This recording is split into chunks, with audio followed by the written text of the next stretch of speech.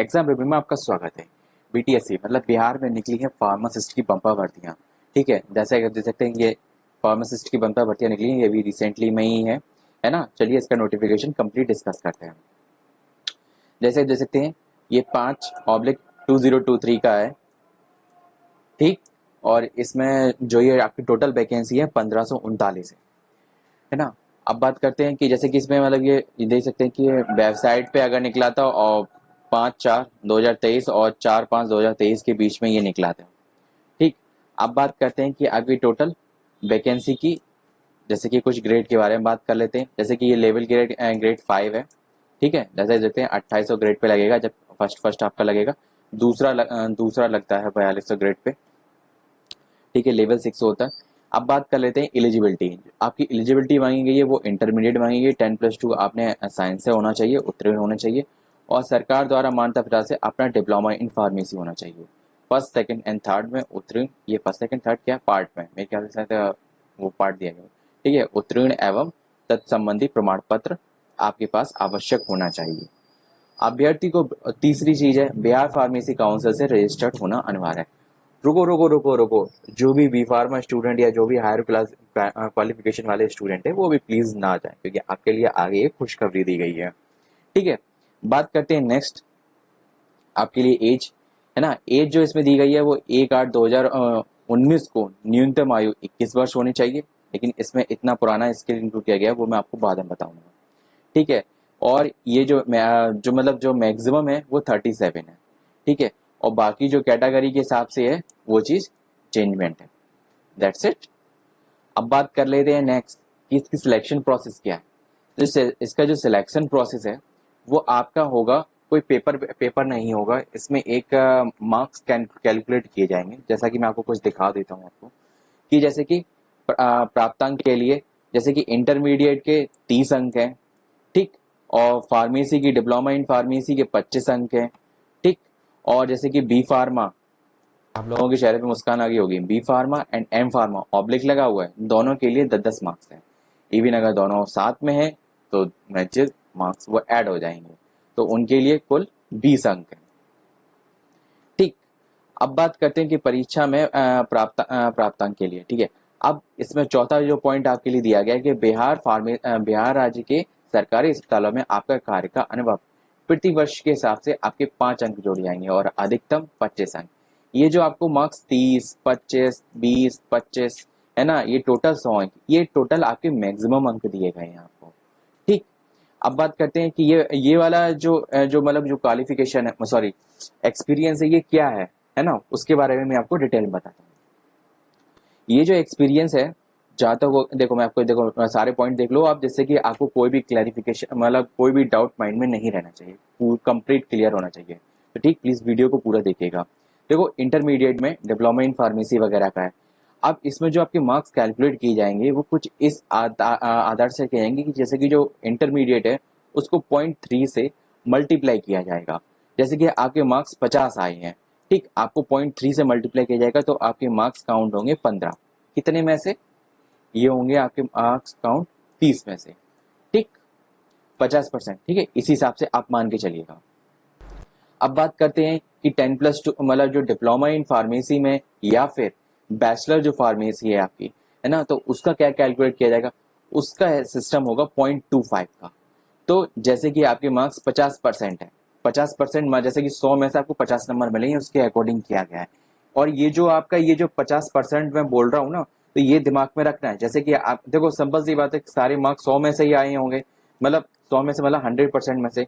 तो जैसे कि आपके जैसे किसी का पेपर 5,000 का होता है, जैसे कि फार्मेसी में है ना, जो पेपर वगैरह 5,000 के होते हैं, तो इसका मतलब ये नहीं है कि वो 5,000 का वो करेगा कुछ भी, उसका 0.25 का। नो, इसका मतलब ये है कि जैसे कि फॉर एग्जाम्पल 5,000 में से आपके 3800 आए, ठीक, तो आपके टोटल 76% बन गए। ठीक, आपके 76% बन गए, तो 76% का मतलब ये है कि आपको यहाँ पे 50 की जगह, यहाँ जो 50 है ना, इसकी जगह आपको एक सेकंड में हाईलाइटर से और हाईलाइट कर देता हूँ, है ना। इसमें आपको जो 50 है ना, 50 की जगह आपको 75 लिखना है और 75 से आपको मल्टीप्लाई कर देना 0.25 का। ठीक, तो ये चीज का अपने दिमाग में रखना, इस तरीके से होगा। ठीक 0.25 का मतलब, अरे यार 0.25 थोड़ा 2.5 लिख गया, है ना। तो ये चीज आपने जैसे इसके ठीक है 12.5 नंबर आए, तो इसी हिसाब से हमको ये जो मतलब जो हमारी जो इंटरमीडिएट है और जो फार्मासिस्ट का उसका कैलकुलेशन करना है। ठीक, अब जैसे कि ये चीज यहाँ पे जो है ना उच्चतर फार्मेसी वगैरह, तो उसके हिसाब से ये चीज है। अब कई लोग कहेंगे इसके 25 अंक है, इसमें 20 अंक है, तो हाँ भाई जो है तो आपके लिए सामने है, दैट्स इट। इसी हिसाब से आपको कैलकुलेट करना पड़ेगा। मेन चीज उन्होंने यही कह दिया कि मतलब 25 अंक मतलब वो वाले चाहिए हमें, तो जितने आपके ज्यादा मार्क्स हो वो चीज आप अपना एलिजिबिलिटी देख लीजिएगा। ठीक, अब कार्य अनुभव की हम मैं बात कर लेता हूँ, आपको क्लियर कट बता देता हूँ। देखो, जो कार्य अनुभव की बात है वो इन्होंने ये कहा गया है कि जैसे कि जो आपने जो संबंधित अस्पताल में जो आप संविदा के आधार पे फार्मासिस्ट का काम करते हैं ना, इन्होंने वो मांगा है। मतलब जो गवर्नमेंट हॉस्पिटल में जो बच्चे अभी संविदा पे लगे हुए थे, इन्होंने उनको मांगा है कि उसकी जो मतलब जो एक्सपीरियंस है उसको मानेंगे। अब जो कि सीएमएस वगैरह होते हैं तो उनसे अधीक्षक उपाधीक्षक वगैरह निदेशक वगैरह, तो इनसे आप अपना सर्टिफिकेट बनवा सकते हो एक्सपीरियंस है, इसमें कोई दिक्कत नहीं, वो कोई मना नहीं करेंगे, है ना। तो वो चीज आप बनवा सकते हो। ठीक है, और एक कुछ चीज ध्यान रखना, सर्टिफिकेट बनवाते वक्त ये ध्यान रखना कि आपके जो सर्टिफिकेट की जो लास्ट डेट होनी चाहिए वो 5/4/2023 से पहले तक का ही होना चाहिए, है ना। तो ये ऐसा नहीं है कि मतलब इसके अभी तक का बनवा लो, जैसे कि अभी स्टार्ट हो जाएगा इसका एप्लीकेशन, है ना, 6-7 तारीख से, तो फिर आप ये मत समझना कि अभी का बनवा लो। तो वो चीज अपना माइंड में रखना कि लास्ट डेट 5/4/2023 है, क्योंकि एडवर्टाइजमेंट निकला था इस तारीख को अभी, ठीक है, 5 अप्रैल को। अब नेक्स्ट चीज जो कार्य अनुभव एवं प्रमाण पत्र हेतु फॉर्मेट संलग्न किया गया है, किया गया है, ठीक है। इसमें मतलब फॉर्मेट आपको मिलेगा, ठीक है। इसका इस प्रारूप में ही कार्य अनुभव प्रमाण पत्र किए जाने की कार्यान्वयन के अंक एवं आयु सीमा छूट लाभ में दिया जाएगा। इस प्रारूप के इंतर किसी भी अन्य प्रारूप के कार्य अनुभव प्रमाण पत्र दिए जाने पर अंकों का लाभ दे नहीं होगा। मतलब इन्होंने जो फॉर्मेट दिया गया है उसके अकॉर्डिंग ही आप वही फॉर्मेट आपको भरवाना है, वहीं से साइन इन करवा के लेके आने, और वो अपलोड भी होगा एज माई थिंग, ठीक है, जो इसमें दिया गया है ना उसके अकॉर्डिंग, तो वो अपलोड भी होगा, उसी के अकॉर्डिंग आपके वो मार्क्स काउंट किए जाएंगे। तो इसमें जैसे कि ये सिंपल सी बात है, जैसे कि अभी जैसे बहुत सारे स्टेटों में एग्जाम, जैसे कि एमपी में भी एग्जाम हुआ था 23-24 के आसपास, मैं अगर गलत नहीं हूँ तो 22-23 में ही एग्जाम था, अभी जून में ही। तो उसमें एग्जाम बेस पे होता था, तो इसमें एग्जाम बेस पे नहीं हो रहा है। ये जो आपके मतलब आपके क्वालिफिकेशन के अकॉर्डिंग आपके मार्क्स किए जाएंगे, एक तरीके से कहा जाएगा, तो आपके जो परसेंटेज आपने ग्रैब किए हैं और जो आपका एक्सपीरियंस है गवर्नमेंट में, ठीक है, ठीक है, तो उसके अकॉर्डिंग आपका ये चीज है। अब मैं चीजें देख ली इसमें, जो शायद ये जो पहले की क्वालिटी कुछ है, इसी वजह से ये चीज कैलकुलेट की जा रही है 2021 से, जैसे एज वगैरह भी 2019 वाली मानी गई है। अब बात कर लेते हैं कि जैसे कि रिलैक्सेशन क्या मिलेगा, है ना। तो देखो रिलैक्सेशन जिसका जो है वो वैसे ही मिलेगा, और बाहर अदर स्टेट वालों के लिए इसमें है ही नहीं। सीधी सी बात है, अदर स्टेट वालों का इसमें कोई मतलब ही नहीं, क्योंकि जब उन्होंने यही कह दिया कि आपको अभ्यर्थी को बिहार फार्मेसी काउंसिल से रजिस्टर्ड होना अनिवार्य है, तो मतलब जो ही बंदा होगा वो बिहार का ही निवासी होगा, क्योंकि रजिस्ट्रेशन करने में डोमिसाइल लगता है। ठीक है, अब बात कर लेते हैं थोड़ी सी कि जैसे कि मतलब ये तो सब कोटे हैं, तो ये सब कोटे लगेंगे, जो भी एक्स वाई जेड जो भी कोटे वगैरह होते हैं ना, इसके बारे में मैं क्या बताऊँ वो तो आप जानते हैं। अब मैं थोड़ी फीस की बात कर लेता हूँ। जो फीस आपकी लगेगी वो जनरल के लिए, ओबीसी के लिए, ईडब्ल्यूएस के लिए और ईबीसी के लिए, इसके लिए 200 रुपये लगेगी, है ना। मतलब SC ST के लिए लगेगी 50 रुपये, जो बिहार के स्थायी निवासी हैं, एक चीज ध्यान रखना। और जो अनारक्षित वर्ग की महिलाएं हैं, आरक्षित अनारक्षित मतलब जनरल की हो और नॉन जनरल की जो भी महिलाएं हैं, उनके लिए भी केवल 50 रुपये फीस लगेगी, लेकिन जो बिहार की निवासी हैं। जनरल का मतलब ये भी आ जाता है जो आउटर स्टेट की पर्सन होते हैं, तो ऐसा नहीं है कि आउटर स्टेट की जो लड़कियां हैं उनको हम 50 रुपये में फीस देंगे, मतलब फीस लगाएंगे। अब राज्य के बाहर के जितने भी चाहे उम्मीदवार किसी भी वर्ग के हो, महिला एवं पुरुष, देखो यहाँ पे सीधा कर दिया महिला एवं पुरुष, है ना, यहाँ पे बराबर कर दिया, उनके लिए 200 रुपये। मतलब एक तरीके से सिंपल सी बात है, ये यहाँ पे नहीं है, हर ही स्टेट में जाइए, चाहे किसी भी स्टेट का हो, आउटर स्टेट के पर्सन को एज ए जनरल ही ट्रीट किया जाता है, चाहे वो किसी भी कैटेगरी से बिलोंग करता हो। इवन यहाँ पे तो महिलाओं की बात की गई है, लेकिन वो चाहे SC ST OBC EWS XYZ किसी से भी EVS जो भी है, जितने भी वर्ग होते हैं, है ना, तो उसमें ये चीज मान्य नहीं होती, वो एज ए जनरल ही ट्रीट किया जाता है। तो अब मैंने फीस पे को के बारे में आपको बता दिया। अब जैसे कि फीस पेमेंट का, जैसे कि debit card, credit card, internet banking और SBI के ई चालान के थ्रू आप पेमेंट वगैरह कर सकते हैं। इसमें कोई बड़ी बात नहीं है, ये सब चीज आपकी सुविधाएं वगैरह दी गई हैं। और इसका जो फॉर्म भरने का मोड होगा वो ऑनलाइन होगा। ठीक है। और जैसे कि ये चीज है, शैक्षणिक योग्यता का प्रमाण पत्र, अंक प्रमाण पत्र, है ना, की प्रति, आरक्षण से संबंधित सूचना के जो वांछित प्रमाण पत्र विहित करना सुनिश्चित करें।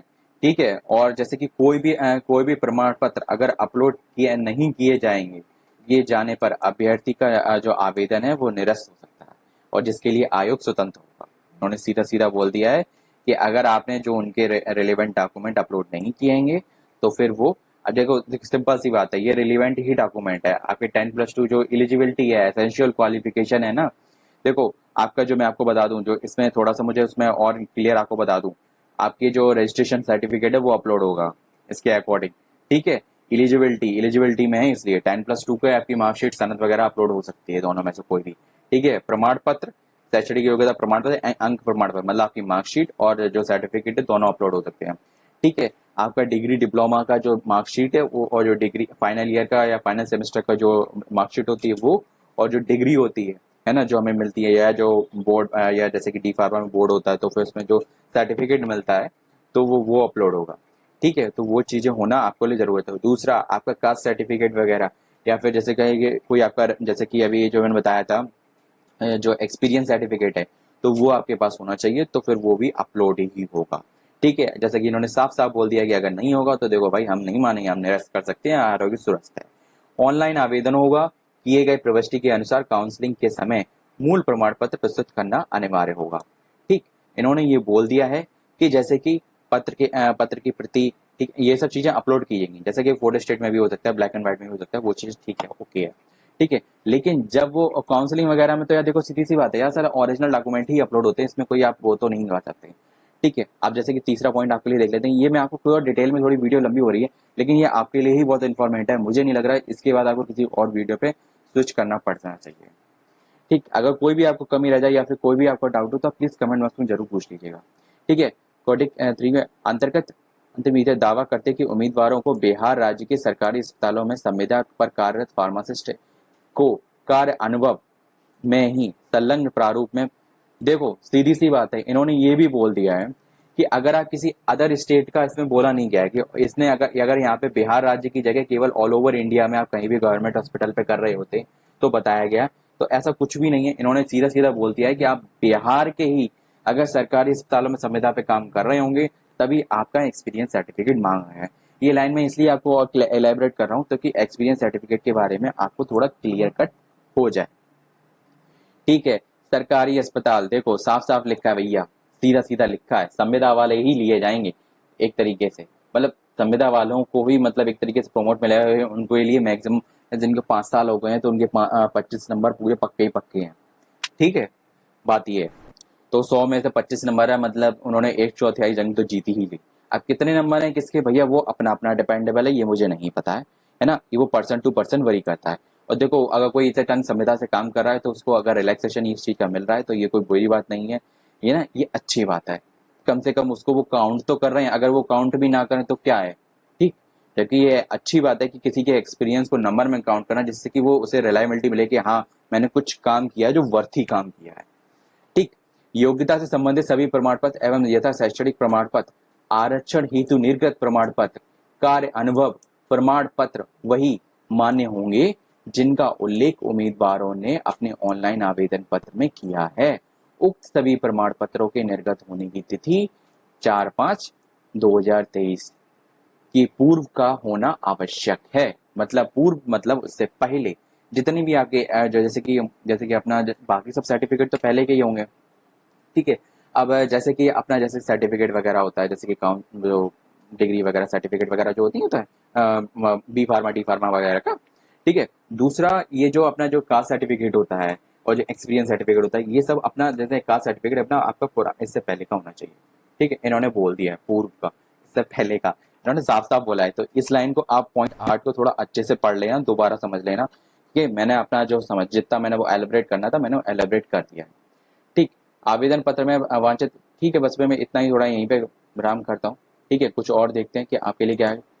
ठीक है। आवेदन आवेदन द्वारा ऑनलाइन आवेदन की सभी प्रविष्टियां सावधानी से भरें। ठीक है। किसी भी प्रकार के परिवर्तन सुधार मान्य नहीं होगा, है ना, मतलब कोई अगर एरर गलती वर्दी तो मान्य नहीं होगा, मतलब एडिट करने के लिए ये ऑप्शन नहीं देंगे, सीधी सीधी तो उन्होंने बोल दिया है। ठीक है।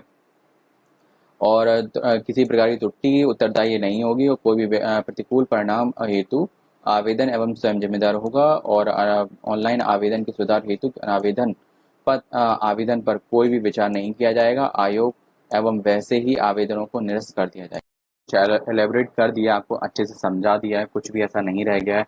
अगर फिर भी आपको कोई भी डाउट हो तो प्लीज़ कमेंट बॉक्स में पूछिएगा, ठीक है। और कोई भी अपडेट इससे रिलेटेड आती है वैसे ही मैं आपको बता दूंगा, ठीक।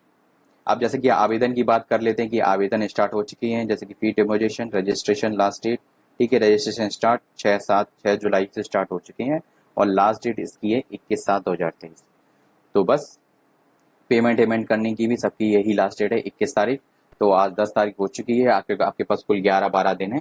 तो बस अब जाइए अप्लाई करिए। इसका इसका अप्लाई करने का लिंक मैं वीडियो को डिस्क्रिप्शन में डाल दूंगा, तो जिससे कि आप इस पेज पे हाल पहुंच जाएंगे। मिलते हैं नेक्स्ट वीडियो में कुछ नई इन्फॉर्मेशन के साथ। जय हिंद।